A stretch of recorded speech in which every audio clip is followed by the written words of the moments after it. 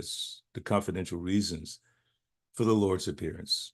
Om Magyanatimirandasa Jananjanan Salakaya Chakshu Militam Yena Tasmai Shri Gurve Namaha. Shri Chaitanya Manobhistam Stapitam Yena Bhutale Swayam Rupagadamaya Dadate Swapadante Kam. Jai Shri Krishna Chaitanya Prabhu Nityananda. Shri Advaita Gadadhar Shivasari Gaur Bhaktabinda. Hare Krishna, Krishna Krishna, Hare Hare, Hare Rama, Rama Rama, Hare Hare. So I'm just going to read through, since we have several verses without purports, and then maybe on the verse 145, and I'll have you repeat from that. So starting with verse 146, Eta Chinti Rahe Krishna Parama Kautuki Hridaye Bhadaye Prema Lobha Daki. Thinking in this way, Lord Krishna was curious to taste that love. His eager desire for that love increasingly blazed in his heart. Text 137. Eka shuna ar lobera prakar swamadurya deki Krishna karena vichar. That is one desire. Now please hear of another. Seeing his own beauty, Lord Krishna began to consider. Text 138. Abhuta ananta purna mora madhurima tri jagate ihar keha nahi paya sima. My sweetness is wonderful, infinite and full. No one in the three worlds can find its limit. Text 139. E prema dware nitya radhika ekali amara madhuryamrita aswade sakali. Only Radhika, by the strength of her love, taste all the nectar of my sweetness. Text 140. Jatjapi nirmala radhara sat prema darpana tatapi swachata tada bhade shane shana. Although Radha's love is pure like a mirror, his purity increases at every moment. Text 141. Amara madhurya nahi badite avakashe e darpanera age nava rupe bhase. My sweetness also has no room for expansion, yet it shines before that mirror in newer and newer beauty. Text 142. Man madhurya radhara prema donhe hodakari shane shane bhade donhe keha nahi hari. There is constant competition between my sweetness and the mirror of Radha's love. They both go on increasing, but neither knows defeat. Text 143. Amar madhurya nitya nava hoy swa prema anurupa bhakte asvadhoy. My sweetness is always newer and newer. Devotees taste it according to their own respective love. Text 144. Darpanatye deki jaddi apana madhuri asvadite haya lobha asvadite nari. If I see my sweetness in a mirror, I am tempted to taste it, but nevertheless, I cannot. And on the next verse, 145, I'll say it, and then some of you can repeat. Vichara kariye jadi asvada upay radhika swarupa haite tabe manadai. Next. Gita Mataji, if you don't mind. विचार करिए यदि आस्वादो पाए राधिका स्वरूप हाइते तबे माना धाय. Vichara kariye yadi aswada upay radhika swarupa haite tabamana dai. Hare Krishna. Haribol. Anyone else, please?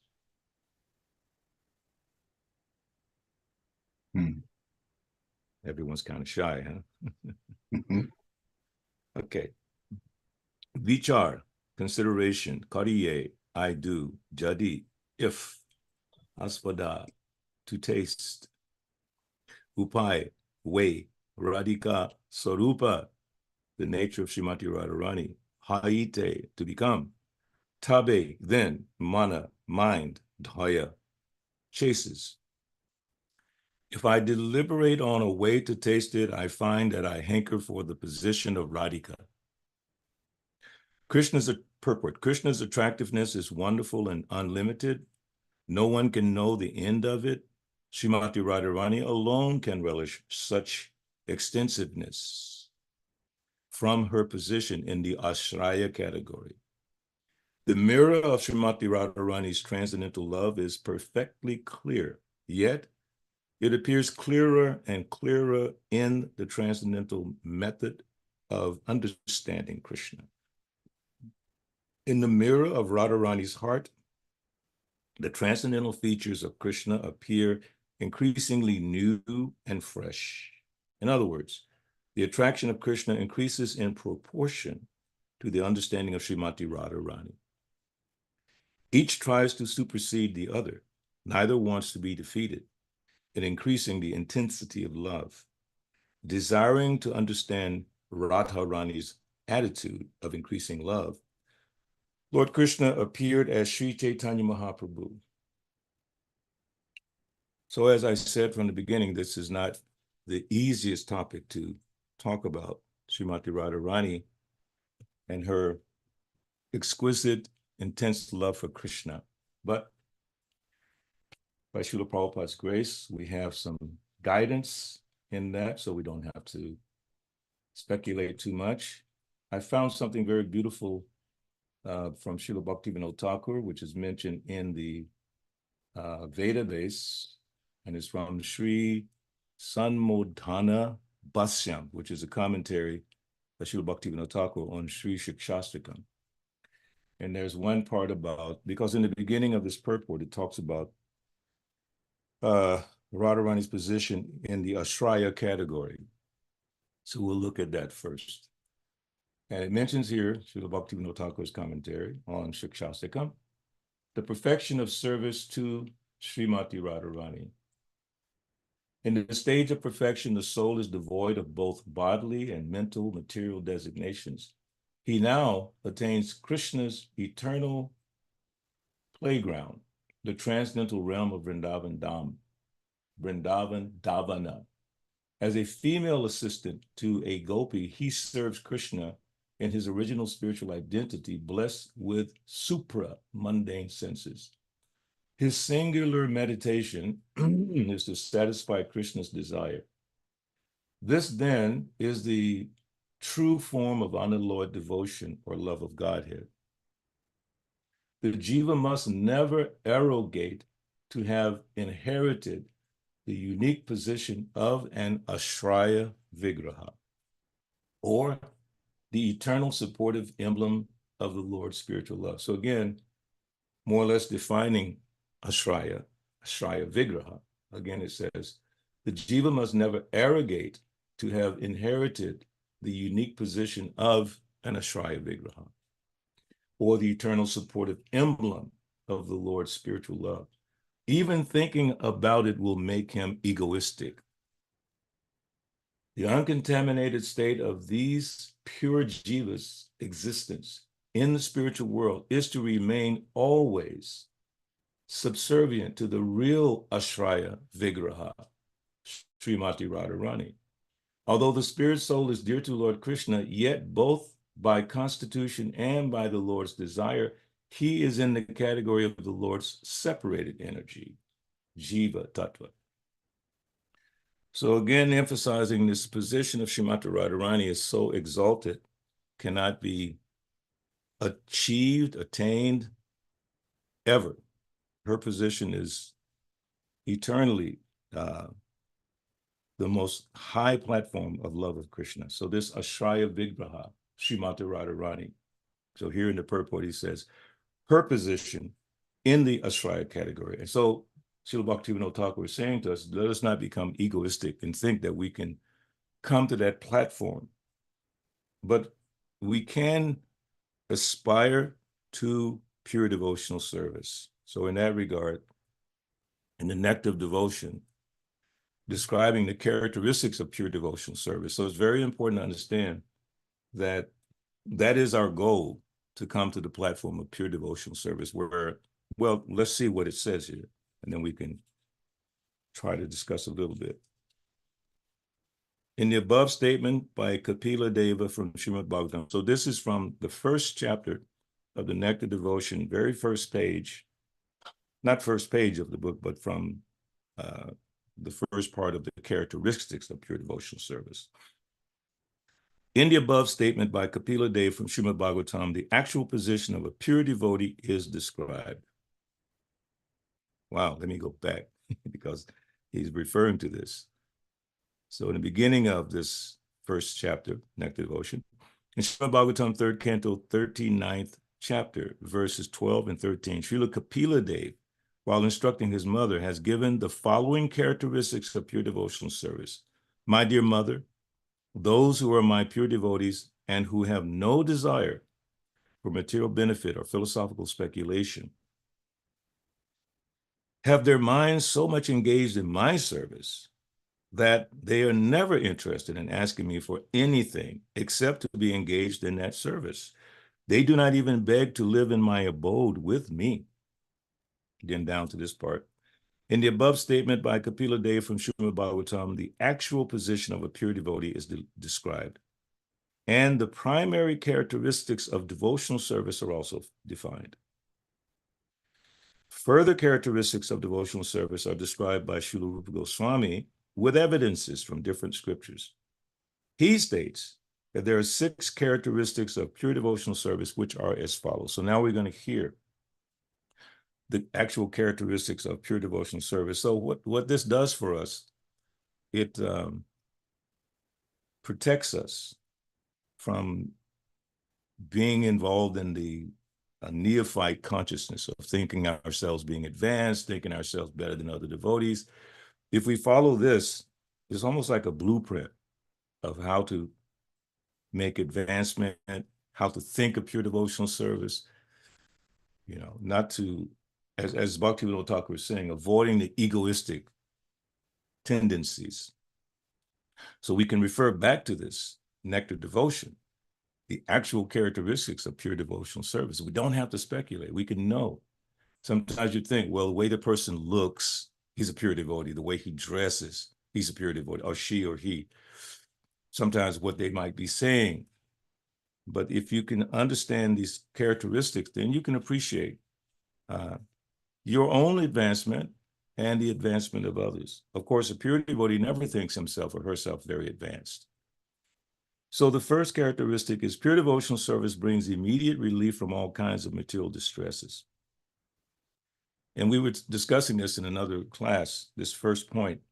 Doesn't mean that you won't encounter physical discomforts or problems physically. But distress is something more internal, or you identify with the suffering. Your body may be going through something. All of us have our problems, physical, mainly physical, but mental as well. So the distress from that, which is the attachment to it, whatever that might be. A devotee is never in distress because they never identify with the body and bodily situations. They're always aloof, absorbed in Krishna. So the first principle, pure devotional service brings immediate relief from all kinds of material distress. So when we're absorbed in pure devotional service, we don't worry so much about the physical body. And we know there are many examples in our Vaishnava history regarding that. Number 2, pure devotional service is the beginning of all auspiciousness, the beginning of it. Of course, whenever we come to Krishna consciousness, that is a very auspicious thing. But here it's saying pure devotional service is the beginning of all auspiciousness. 3, pure devotional service automatically puts one in transcendental pleasure. That's a beautiful one. The happiness that we're looking for, as it says in Shikshastakam, and we're always anxious for this happiness in life. It is there in the Sankirtan movement, which is the demonstration of pure devotional service. The Sankirtan movement gives us a chance to practice pure devotional service by simply chanting the Lord's holy names for his pleasure. That's the practice. The chanting is not for our pleasure. If someone says, oh, that was wonderful, I really enjoyed that kirtan. I heard that described the other day. When someone says that I enjoyed that kirtan, why are you trying to enjoy it? The kirtan was not meant for you. The kirtan was meant for Krishna, but now you're saying you're enjoying. You misunderstand kirtan.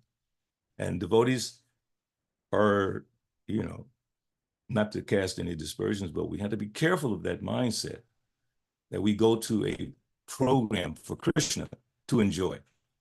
And then we might think, well, I didn't enjoy that. Well, you're not supposed to. It's Krishna's program. And if Krishna is happy, so the whole focus of all devotees when we come together for any program, festival, like tomorrow is Nrsimha Chaturdasi, that is for Lord Nrsimhadeva's pleasure. So when we go to the temple or wherever we go to celebrate, or even in our homes, the concentration should be, how do I please the Lord? Now, obviously, we don't know how to please the Lord, so we have to read the glories of Lord Nrsimhadeva, how Prahlad Maharaj pleased Lord Nrsimhadeva. Srila Prabhupada describes it so beautifully in this. You can go to the 7th canto and just read that pastime. Whole pastime, what Prahlad learned in the womb and so many things. I was just hearing Srila Prabhupada in the lecture this morning talking about how Hiranyakashipu's wife was being drugged by the demigods because they thought she's the wife of Hiranyakashipu. He's a big demon. And the child in her womb, he will also be a demon. So the moment he comes out, we want to kill him. That was their plan. And then Narada Muni, the great sage, explained to them, no. The child in her womb is a great devotee. And then Prabhupada elaborated saying that Prahlad learned everything in the womb of his mother. So that's a whole part of the Srimad Bhagavatam, what Prahlad learned in the womb, which caused him to be such a great devotee of the Lord. So at the end, after Nrsimhadev killed Hiranyakashipu, he offered Prahlad any benediction you want. And Prahlad, in the mood of pure devotional service, I don't want anything. That's the symptom of the devotee. I don't want anything from you. I just want to serve you. In fact, Srila Prabhupada in another lecture jokingly says, you called me, you think I'm a vanik? You think I'm a businessman? That I did some service to you, now I want something back? No. I don't want anything back. That's the mood. Of course, we're not there yet. I know I'm not there yet. We're just everything for Krishna, but we should know what is the standard. Pure devotional service is rarely achieved. This is number 4. So when we were discussing this in another class a few weeks ago, I told the devotees, this could make you very depressed if you're not careful because pure devotional service is rarely achieved. Oh my God, I can never achieve it. Oh, I should just give up and just forget about it. It's impossible. Now, if you think about trying to become Radharani, that's impossible. Don't even think about it. Or even one of the gopis, don't even think about it. You cannot become them. They're all eternal in their positions. All the residents of Vrindavan, Nanda Maharaj, Yashoda, all of them, they have eternal positions. We cannot achieve their position of devotion. It's already established, especially Radharani. But it is rarely achieved, which means we have to work doubly hard, triply hard, quadruply hard. We can't just cruise through Krishna consciousness and expect to come to pure devotional service unless we think we're already doing pure devotional service. What is that verse, Parikshit? Anya vilasada shunyam jnana karmada narvatam anukulyena krishnanu shila nambhakti. Pure devotional service has no jnana, no karma, nothing. Nothing. It's only just for the pleasure of Krishna, which is very amazing. So if we sit comfortably, egoistically thinking that we're already performing pure devotional service, then check yourself. Check yourself and see if it's pure devotional service. See if there's no desire for gyan, karma, any of those things. Really check yourself. And I always refer to Bhagavad Gita, or Srimad Bhagavad Gita, chapter 13, verses 8 through 12, which are the principles of knowledge. And the first one being humility. And Prabhupada defines humility, I say it all the time, but again, I'll say it. Not being anxious for the satisfaction of being honored by others. It's like a disease. And I know I have it, and I'm not going to say anyone else has it. But that tendency to want to be respected for what? For whatever it might be, our knowledge. Suppose we have some great knowledge of Krishna consciousness. Maybe we've read so many things. We have so many quotes and verses and stories that we can share with devotees, and that's fine. But if we become proud of that and we want others to respect us for that, then that's dangerous. That's not good. That will not lead us to pure devotional service.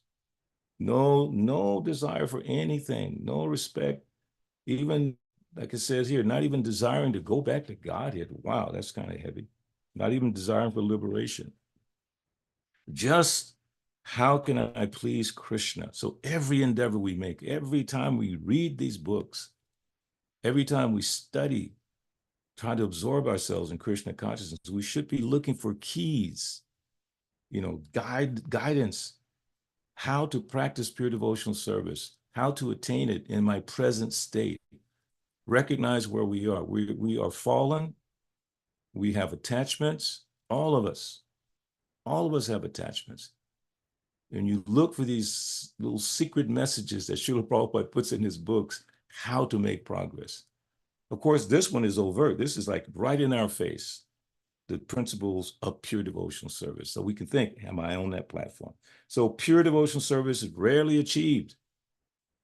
You have to work very hard. We have to work very hard. So the Goswamis, they went to Vrindavan on the order of Chaitanya Mahaprabhu, and they lived here and there on the trees, wearing kopinas, and just thinking of Krishna. That was their whole mood. And Srila Prabhupada explains that they never said, we found Krishna. Hey Radhe Brajadevi Ke Chalalite. Where is this Krishna? They never said they found him.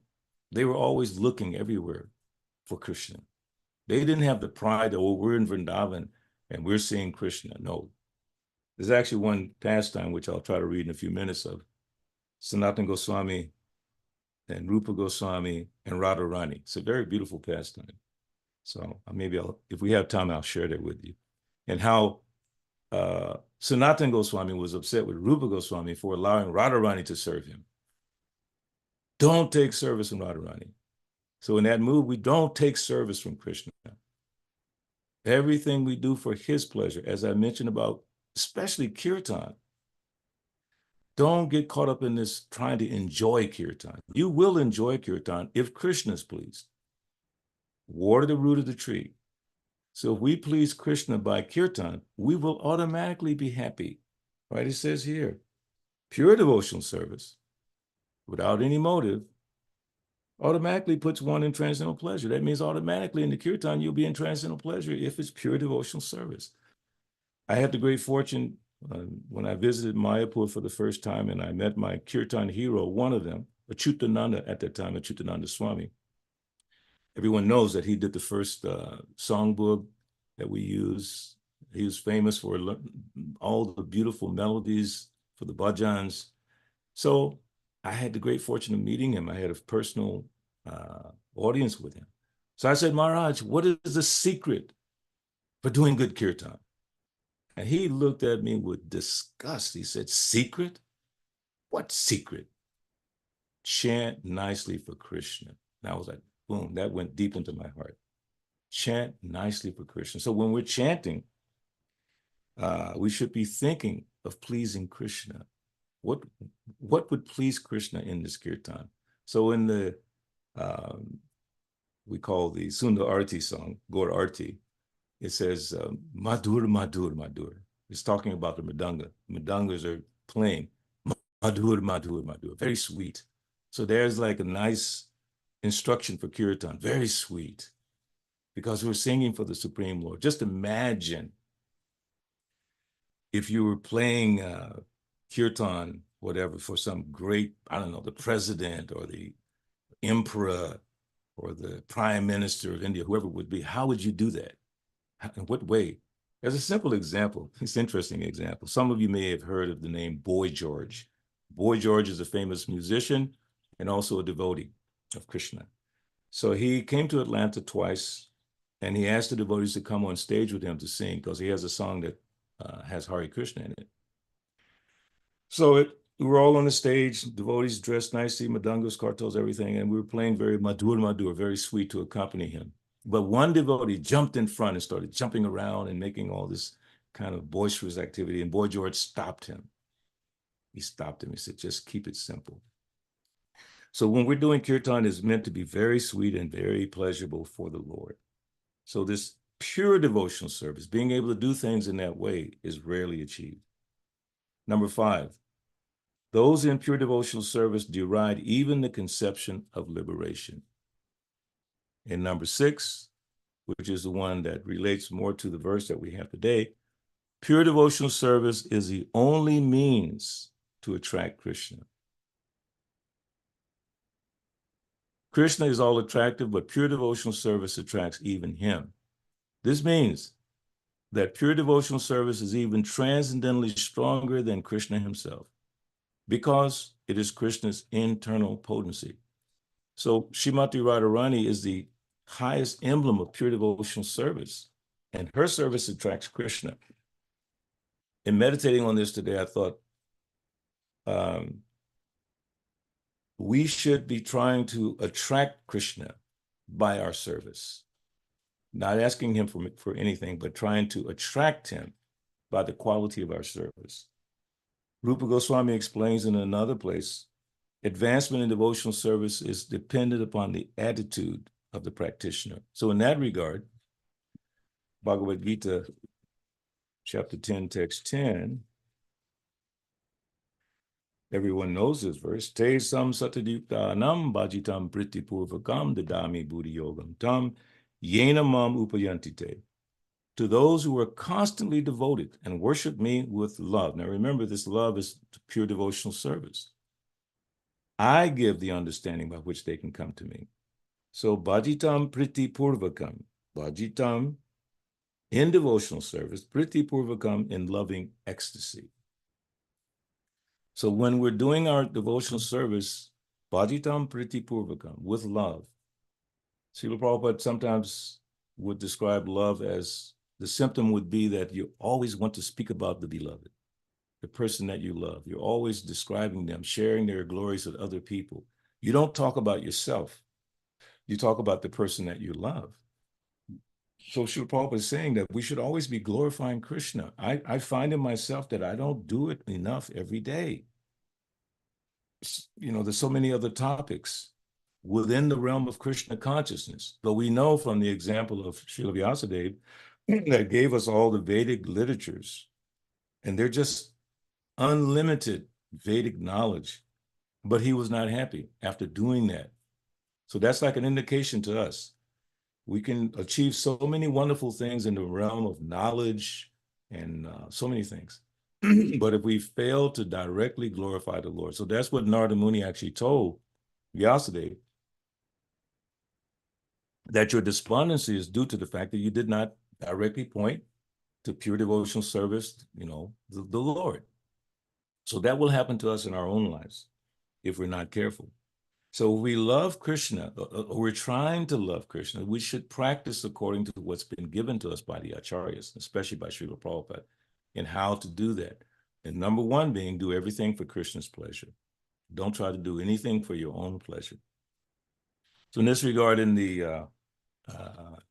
a lecture given by Srila Prabhupada, where is it? Wow. Interesting. I was there for this lecture. I just realized it. It's April 10, 1976, Vrindavan. Wow. I was there for that. Anyway, he's describing in the lecture 2 situations. One is with a devotee named Ishan. And Ishan was living in a very difficult situation. He said that, my dear Ishan, if you like, you can take some benediction. So the Lord is saying to him. And he says, no. Why shall take benediction? No, you have no roof, even on your thatched house, the Lord said. Why? There are many birds. They're living in the tree. There is no roof at all. I have got roof with some holes, that's all. And they have no roof at all. So how they're living? For this purpose, I shall ask your benediction? No, no, no. In this way, he refused. So that is pure devotion. So this is an example of pure devotion directly given to us by Srila Prabhupada. This devotee is not complaining. He's saying, okay, fine, I have some holes in my roof, but the birds, they have no roof. They're living. What is the problem? And we also know that Sukadeva Goswami in the second canto, he says when there are ample, places in the forest, there's roots on the, trees, I can lay my head on my elbow. What I need, a pillow. I don't need anything. Now, of course, we're not there yet.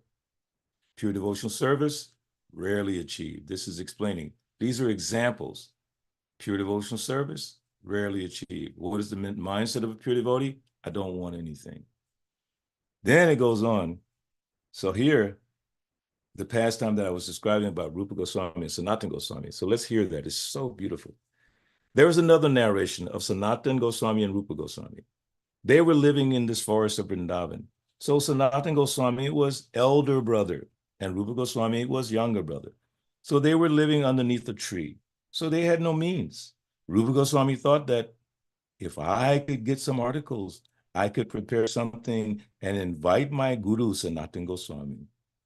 So, so just after a few minutes, one very nice young girl came with so much presentation, rice, dal, ghee, and so many other things. So she came and offered to the Goswami. The saintly persons are addressed as Baba. Baba, please take this presentation. We have got some ceremony at our house, our home. So my mother has sent. You take it. So he was very glad. Oh, I was thinking if I could get some nice things, I could prepare and invite Sanatana Goswami. So take note, that's a very innocent desire. It's not like it's a material desire. He wants to serve his brother, his guru. So he was very glad to receive those articles and invited Sanatana Goswami and prepared so many nice foodstuffs and offered to the deity.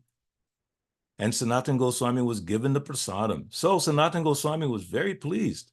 And he inquired, Rupa Goswami, where you got these nice things? You're living in and there's a little break. You're living in this, of course, forest. How you could receive all these things? Yes, my dear brother. I was just thinking in the morning. In the meantime, a very nice young girl came and offered so many things. So what is that? Who is that young girl in this forest? So how she was looking? Oh, she was very, very beautiful. Oh, Radharani? Oh, so he was very angry, meaning Sanatana Goswami. He was very sorry. I'm sorry, very sorry. You have taken service from Radharani? Oh, you have done very wrong. We're trying to serve Radharani, and you have taken service from Radharani? He rebuked him. This is pure service. They are avoiding to take service from Krishna Radharani. And Krishna Radharani was finding out the opportunity how to serve the devotee. So that's another point that Srila Prabhupada is making, that Krishna wants to give us, he wants to satisfy us, he wants to give us everything, but the devotee is not willing to take from Krishna. Because when we come to that platform of pure devotional service, everything is for the satisfaction of the Lord, nothing for ourselves. So this is the mood of a devotee. And maybe one other quick reference here from Bhagavad Gita, chapter 4, text 11. Another verse that's very popular. Haribol, Anasuya. Haribol. So chapter 4, text 11. Ye yatad mam prapajante tam stataiva bhat jamnya aham. Mama vartmanu vartante manusya partha sarvasa. All of them, as they surrender unto me, I reward accordingly. Everyone follows my path in all respects, O son of Pita. So think about that. It's depending on how we surrender and the quality of our surrender. Pure devotional service, highest level, is rarely achieved. But the effort should be there on our part to follow in the footsteps of the great acharyas, especially Srila Prabhupada, and how to execute devotional service.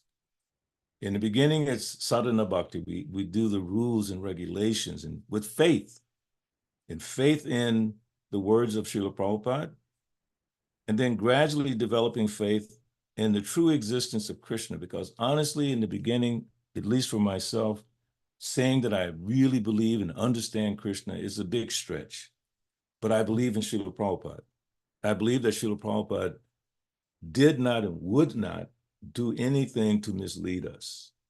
Period. End of story. I have that much faith.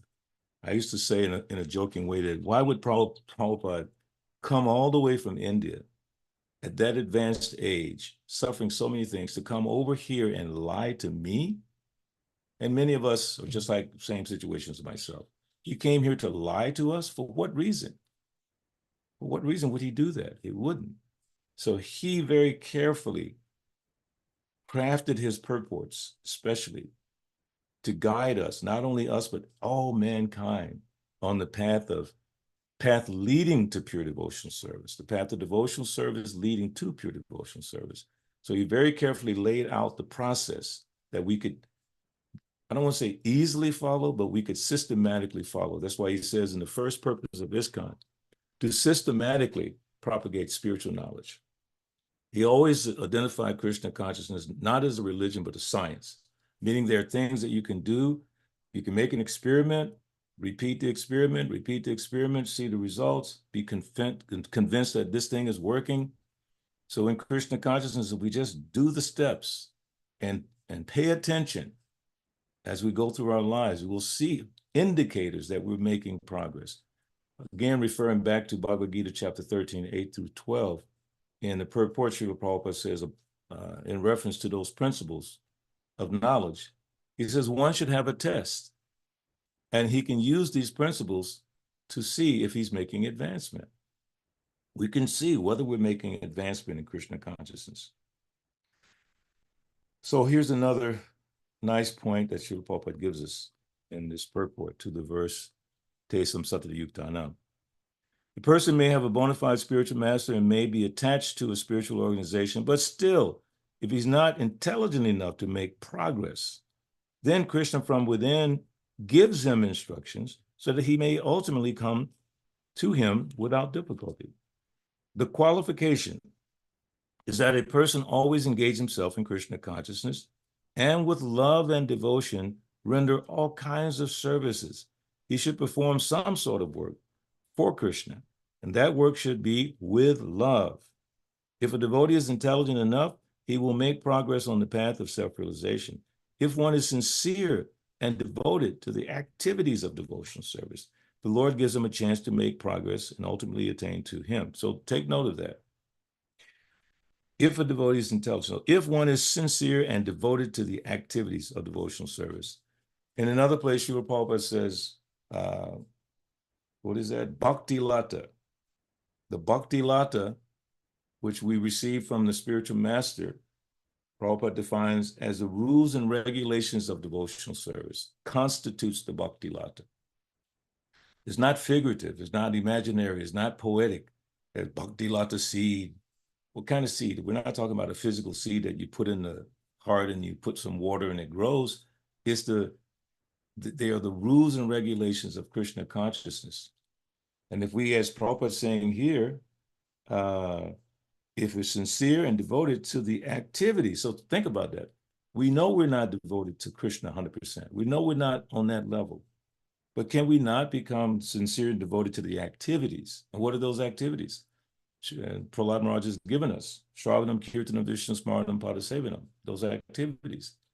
So those are things that we can see, that those are things that we can do, but we just have to do it with love. And again, reflecting on Kirtan, doing it with love. If we're speaking like today, I'm trying to speak something, hopefully some of you will give some insight, but doing it with love. Love means caring or being careful. Like if you love your baby, you don't throw them around, you carefully carry them like that. And in fact, this asraya point is defined in several places as the abode, and you're keeping love of Krishna carefully. So we do everything very carefully with love. Love means caring, love means glorifying. So when we're doing our service, whether we're speaking, whether we're hearing, because devotional service, again, Shravanam, Kirtanam, Vishnu, all of that. And we do it with love. Bhajitam Priti Purvakam. We can meditate on that. How can I improve the quality of my service? I mentioned several times this mundane example of the business person who says the most important thing for the business person every day to think is, how can I improve upon that which I do every day, which is their business? If they make this or make that, how can they improve? So what is our business? Our real business is Krishna consciousness. So every day we should be thinking, how can I improve in my Krishna consciousness? But don't speculate. The danger is if you try to answer that question with your own mind, you could be confused or you could be misdirected. Don't take counsel from your mind too comfortably. So we take instructions from Srila Prabhupada, which necessitates reading his books very carefully. It was very nice in Atlanta this past Sunday, my dear godbrother Mukunda Datta Prabhu, very well-known devotee. He did a lot of service in this movement and still does great service. So he was emphasizing to the devotees, especially at the end of his class, he held up the Bhagavad Gita. And during the class, he was saying, he told one story that someone had bought the books, but they were sitting on the shelf and they were still in the wrappers. He said, you have to open the book. He said, how much difficulty is it to just open the book? And at the end, he said, everyone should read Prabhupada's books, Bhagavad Gita. So make it a practice every day. I'm sure most of you are already doing it. All of you are probably doing it. Every day, read Prabhupada's books. There's so many other books that are available to us, and that's all wonderful. But the real debt that we owe is to Srila Prabhupada. So we repay that debt by taking the time to read his books. Actually, Mukunda Prabhu also mentioned that Prabhupada struggled so hard to prepare these books. And if we don't, out of reciprocation to his effort, take the time every day to read his books, then it's a disservice. It's not something that we can tell Krishna at the end of our lives that Prabhupada sacrificed for us so much, but I didn't even take time to read his books. Or, as he said, scrutinizingly studying these books, hearing about them. So all these things taken together, careful execution of devotional service, following in the footsteps of Srimati Radharani, she's the emblem of pure devotional service. Then gradually we'll make progress toward pure devotion, recognizing that we're not there yet. It's very rarely achieved, but it can be achieved. Radharani's position cannot be achieved, but pure devotional service can be achieved by the grace of the spiritual master, following in his footsteps. So I think I'll stop there to see if we have any insights or comments. It's like I said, it's a very difficult topic to talk about Radharani, but Srila Prabhupada has given us so much information that we can attempt to try to have a conversation about Srimati Radharani. Haribol Gita Mataji, please go ahead. Hare Krishna Prabhu, please accept my humble obeisances, augurs to Srila Prabhupada. Yep, my Thank you obeisance. so much. Thank you.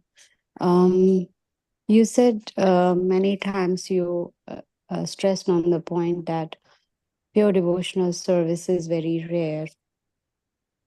So for someone like me, what would be the motivation if it's so rare? Motivation. So let's look at that a little bit. What is the motivation to go to school? Well, to get an education. Why do you want to do that? So I can have a good job. And there are other things that we're motivated by a result. Like in the Vedic literature, it says, phalena parichyate, judged by the result. So what is the end result of this incredible endeavor to achieve pure devotional service? That necessitates having faith in the words of the spiritual master. I forget the verse right now, I'm trying to think of it. One who has implicit faith in the words of the spiritual master. You have to have that faith because we're not at the level of really understanding Krishna. So devotional service, pure devotional service being rarely achieved means that we have to know what the end result is. And then it mentioned about pure devotional service gives us pleasure. All these things are mentioned in those 6 principles of pure devotional service. So we have to have faith in the process as described by especially Srila Prabhupada. That means we have to have faith in Srila Prabhupada, which is a little easier than pure devotional service, absolute faith in Krishna, because Prabhupada was physically here in this world. Many of us had a chance to see him and be in his association. All of you have the chance to have his association in his books, his writings, his videos, so many things. So then we say, Prabhupada would not lie to us about the result. He would not say, Krishna is here and really not believe that. So what he gave us was a process that we can have faith in, we can practice, and then come to that pure devotional service. But we have to have faith in the ultimate result. Rupa Goswami says in one place, the perfection of the eyes is to see Krishna and Balaram entering the forest of Vrindavan. Wow. So wouldn't we like to do that? Yes. Wouldn't we like to dance in the transcendental realm of Krishna? Yes. Wow, can you imagine seeing Srimati Radharani with Krishna in the spiritual world? Can't even imagine. Wouldn't we like to have that? Yes. So the person who's like my granddaughter, yesterday she graduated from the 8th grade to the 9th grade. Now she's going to high school. But she had a lot of struggles. I mean, this past year has been major struggles with her. My son and my daughter-in-law just like pulling out their hair what to do. But finally yesterday she did it because I encouraged her. I said, if you graduate, I'll give you X amount of dollars, because she got motivated. And my son said, whatever. She got motivated for the results. So if we can understand the end result, people go to school so they can get education, so they can get a good job, have money. Money is the result. Money is sweeter than honey. So we should want that ultimate goal of being in the association of Krishna. Because pure devotional service is not different from Krishna. So we want pure devotional service so we can be with Krishna, even before we see him. We want pure devotional service because it pleases Krishna. It's the only way to please Krishna. All of this necessitates having faith in Srila Prabhupada. Everything else is superfluous in a sense. If we don't have faith in Srila Prabhupada, all of this other stuff is kind of way off from us. But if we can understand that Srila Prabhupada painstakingly gave us a process to please Krishna, and believing that Krishna, pleasing God, is the duty of the soul. What is that? Jiver Sarupaya Krishnera Nityadas. So that is our position, always as Nityadas, servant of the Lord. So instead of being discouraged, we should be encouraged about the process of Krishna consciousness. That's the main point. Encouraged about the process. And we can see that others who have followed the process, how they demonstrate Krishna consciousness in their lives. So we become motivated to keep working, keep striving. We struggle every day. We have ups and downs every day with regards to our faith. That faith becomes tested every single day. But keeping as they say, keep our eyes on the prize. It's a very popular phrase in the civil rights movement. Keep your eyes on the prize. Know what the prize is. And then compare the prize of pure devotional service to mundane endeavors, and you'll see the difference. Even intellectually, you look at mundane life and just look at the world as it is today. What a mess. Very successful people, billions and trillions of dollars moving and flying all across the planet, and just everyone's in anxiety, wars, suffering, politics, religions falling apart. And then you look at pure devotional service and see how wonderful that is. So Gita Mataji, to me, that's how it works. I have faith in what Prabhupada said. I'm attracted to the ultimate goal of pure devotional service. I'm not discouraged knowing that I'm not there yet. We actually have to make a decision whether we are willing to take birth after birth if necessary to achieve pure devotional service. If it's so rare, it may take birth after birth. What is that? Bahunam janmanan ante. Gyanaman pravajate. Vasudeva sarvamiti samahatma sadulabha. Coming to that conclusion may take us a few more lifetimes. Are we prepared to do that? We will be if we have faith in Srila Prabhupada and faith in the ultimate goal. Some people don't make it through college. Some people leave college in the middle of it. Some people don't pursue PhDs. They can't do it. They see it, they see others doing it, and they see the results of achieving it, but they just don't have the energy to do it, or the faith, or the determination. Prabhupada always said, many of my students have come and they have gone. They came and they served Prabhupada for some time. They got frustrated. They went right back to the material life. So we pray that ourselves, we don't give up on this process out of frustration. And we pray that others remain on the path. I had the great fortune of being a Bhakta director for many years in Atlanta, training up new devotees. And what happened was I had prayed to Krishna, please give me the service of taking care of devotees. At that time, I was selling candles in Houston, Texas for the temple to make money. But I had that prayer in my heart. Then I got a phone call from our temple president, Balabhadra, I want you to come back to Atlanta and start a Bhakta program. And I went, wow, Krishna, you answered that desire really quickly. That became my service. But my anxiety was, will they stay long enough to catch fire? Because several people left. If they just hang in there a little bit longer, go through the process a little bit longer, focus a little bit more, then they'll catch fire. They won't need me to hold them here. They'll just catch their own fire. They just want to be a devotee. So when I see some of those devotees that I had the great fortune of working with in the beginning of their spiritual lives, and Gita Mataji knows a couple of them, like Jai Govardhan, different ones, Nanda Sutta, to see the level of Krishna consciousness that they have achieved after knowing the struggle they had, it is so encouraging. The process actually works. So again, knowing the end result, wanting that end result, and being willing to pay the price and keeping your eye on the prize of pure devotional service, that will inspire us to keep going. In the quote unquote old days, sometimes your mind would say, I'm going to leave the temple. Then you would think, well, let me stay for one more Sunday feast. Because Sunday feast is so wonderful, you know. Then again, the mind goes off on a tangent. Then you say, well, let me stay for Gaur Purnima.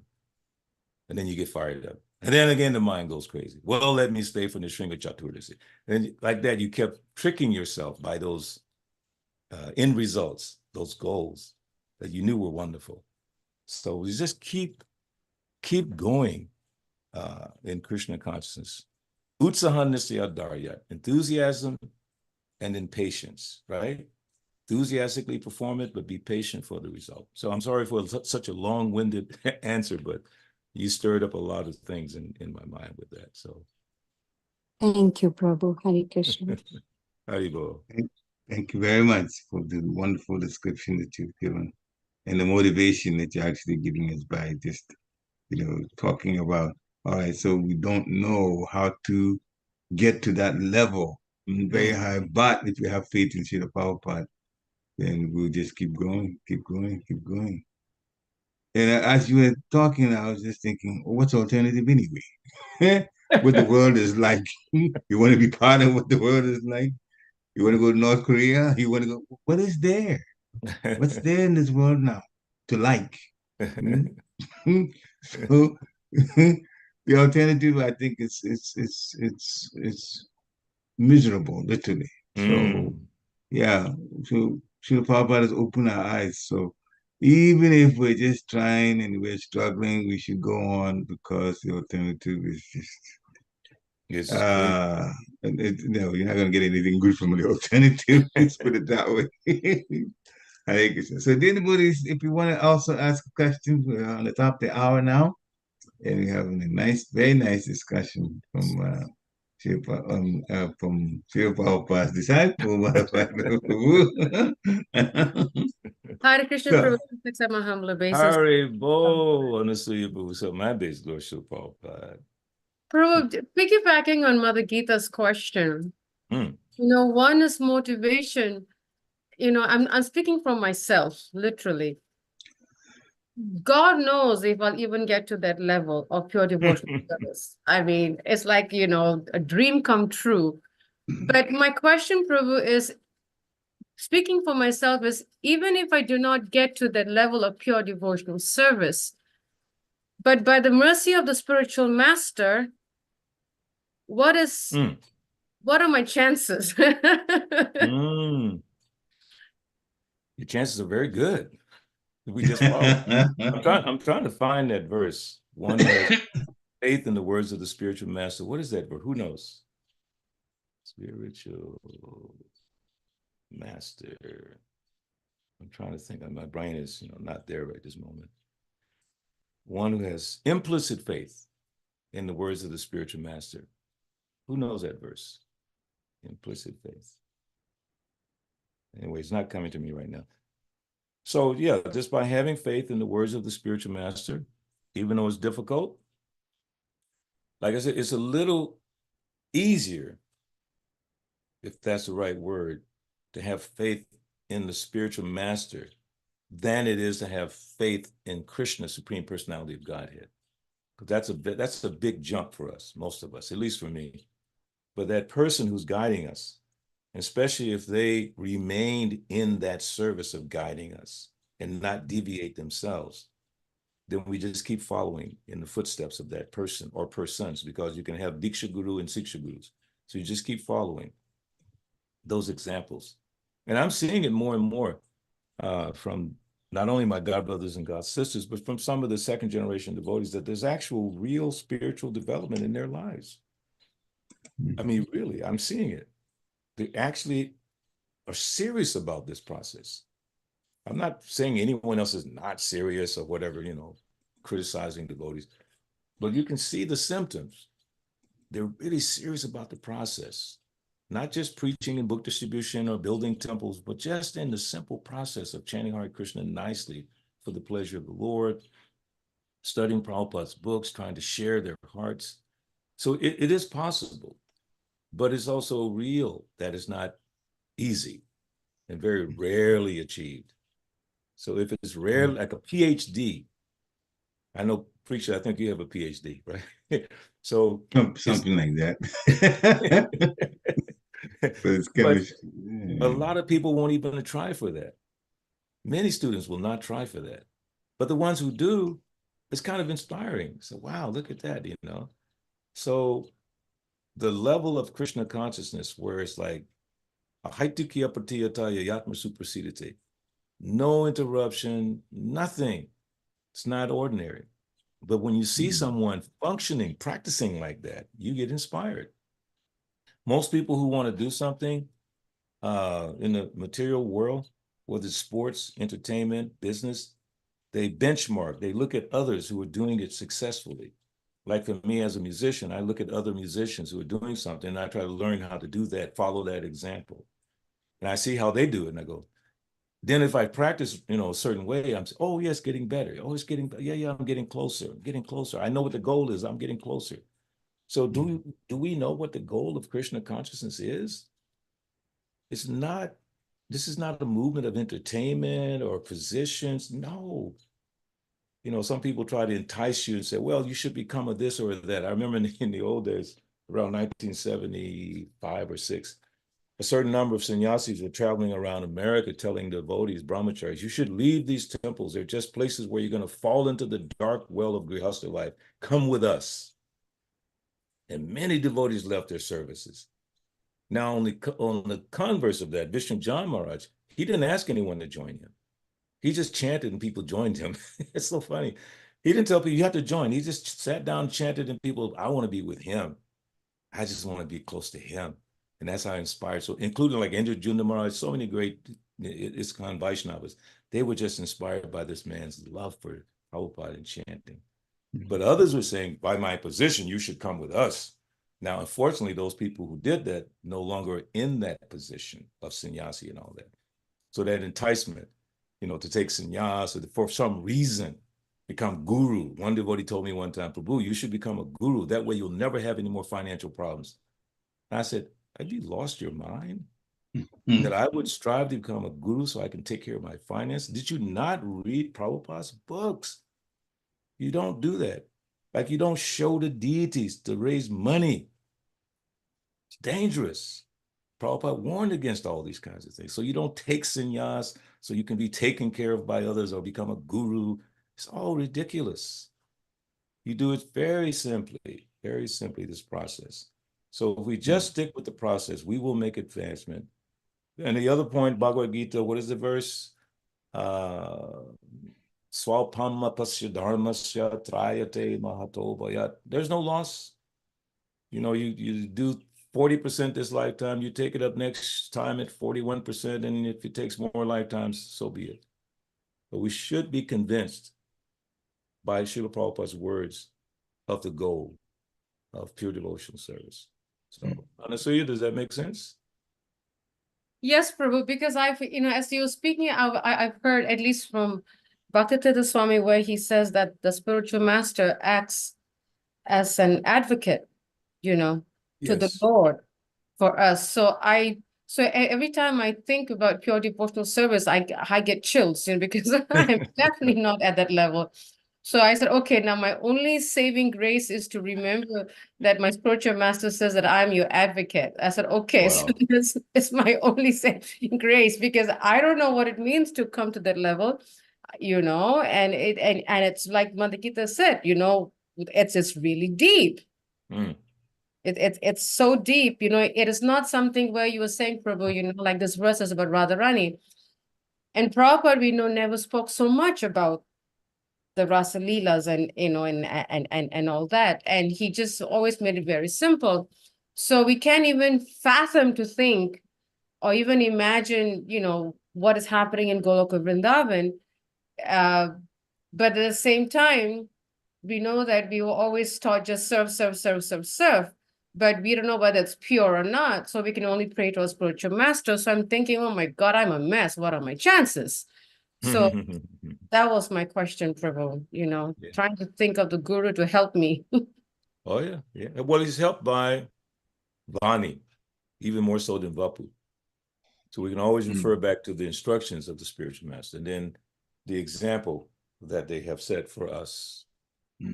As I said, some spiritual masters didn't make it through the whole process, meaning some of the disciples of Prabhupada, but even the ones who had difficulty, I'm seeing most of them coming back, because as Prabhupada said, once you've tasted this nectar, you can't give it up. So the ones who fell away are actually coming back in the service of the Lord. And that's very encouraging, very, very encouraging, because they actually believe in what Prabhupada said. And they knew that I had some struggles, and now let me keep trying. You fall, you get up, you keep going, keep going, going. So you're right on this. I mean, the spiritual master has given you such a nice example. His Holiness Bhakti Tirtha Maharaj and other great devotees like Gopal Krishna Maharaj and different ones have given such nice examples to the devotees, to the world. Even though they may personally have felt that I'm not perfect, which great devotees really do. They think they're not perfect, but still they just kept trying. And then other ones are keeping forward, keep going. So look at those examples. Mahajano Yena Gatasapanta. And just follow them. Okay. Thank you very much for this nice explanation. You were trying to remember a text, and I think I went on bit of business. So is it Tasma Guru Papajeta? Is that the one? Tasma Guru Papajeta, Jigasu Shrayutama? Is that the one? That's not what I saw, but let me read the translation and see if that's what you were thinking. Yeah. Only to those great souls who have implicit faith in both the Lord and the spiritual master are all the imports of Vedic knowledge automatically revealed. That's it. Okay. Let me see if that's right. Svetasvara Upanishad 623. Which one says, is it? Yeah. Svetasvara. Oh, yes. Svetasvara Upanishad. Yeah. Yashya Devi Parabhakti. Yashya Devi Tatal Guru. Asyaite Katita Yarta. Yeah. Akashante Mahatma. Yeah. Read that again, the translation. Okay. Only unto those great souls who have implicit faith in both the Lord and the spiritual master are all the imports of Vedic knowledge automatically revealed. Yes. So beautiful, isn't it? And just take that verse and just, go through it line by line and thought by thought, and you'll see, yes. All I need to do is have implicit faith. Look up the word implicit. I can't even think of the definition right now. But look up the word implicit and then see how it has been applied in life. Now I need to have implicit faith, not this kind of kamala dala jala jiva natala, like water on a lotus leaf. neophyte faith. I need to have implicit, means everything else excluded. Implicit, no doubts, implicit. I'm not sure of the actual definition, but something like that. Very powerful word, right? Implicit. What does it mean? You can find out. Serious definition of implicit. Hare Krishna. So powerful. So it says implicit, implied through not plainly, it says implied though not plainly expressed. Implicit in, essentially or very closely connected with, always to be found in. Wow. Very powerful. Comments seen as implicit criticism. Hey, keep quiet. She's like speaking to me now. Yeah. Implicit faith in the words of the spiritual master and Krishna, right? It said Krishna and the spiritual master. Yes. Well, yeah. Very nice. Thank you for finding that. Hare Krishna. So it's complete, absolute, complete. It's also said implicit. Yeah. I look in the dictionary saying that too. This is wonderful. If you don't mind, I wanted to make one comment, because as you were talking, you talked about PhD. So I want to make one point about it, if you don't mind. Sure. It wasn't even my idea. It wasn't my idea to go for PhD. It was one of the professors that said, I think you can actually go for it because you worked so hard in your first year in university. You've done very well. And I said, I wasn't thinking about that. But then, he kept encouraging. He says, I know you can actually do it. It was an American professor that had come for sabbatical leave in Ghana, and I was one of the students that he taught at that time, just to get some more money. He just taught that, and he told me. So my response to him was, if you say so. This is actually how I responded to, if you say so. So we started, and then I guess it was possible by Krishna's mercy. So this is how it happened. But I never planned to go get PhD. Wow. That was me. Wow. So Krishna, well, there's their reasons, because one karma unfolds in certain ways. Hare Krishna. Hare Krishna. Like Prabhupada did not plan to come to the West. No. Guru Maharaj saw something in him. You're very intelligent boys. Take this message of Chaitanya Mahaprabhu to the West. And it took Prabhupada 40-something years to prepare himself to do that. Over 40-something years before he actually stepped on that boat, came to America. But he had implicit faith in the words of Bhaktisiddhanta. He accepted him as guru when he first met him. He got initiated 10 or 12 years later. But that moment he met him, like you said, your professor said, okay, if you say so. So Prabhupada took those words very seriously. It took him a while. So yeah, so Prabhupada is telling us, yes, you can achieve this. It's rare, but you can if you just follow. As I have done. Prabhupada says, as I have done, you just follow. Don't deviate. Anyway. Thank you. Hare Krishna. Any last comments before we end this? Unfortunately, I have to end this. All right. So thank you, everybody, for coming on to listen, and have a nice, wonderful week. Oh, Srinath Chaturdasi is tomorrow. Yeah, we fast till in the evening. Hare Krishna. Hare Krishna. Vanchakalpatarubhasya kripa sindhubhya titanam pavnebhyo vaishnavebhyo namo namaha. Haribo. Hare Krishna. Hare Krishna. Hare Krishna.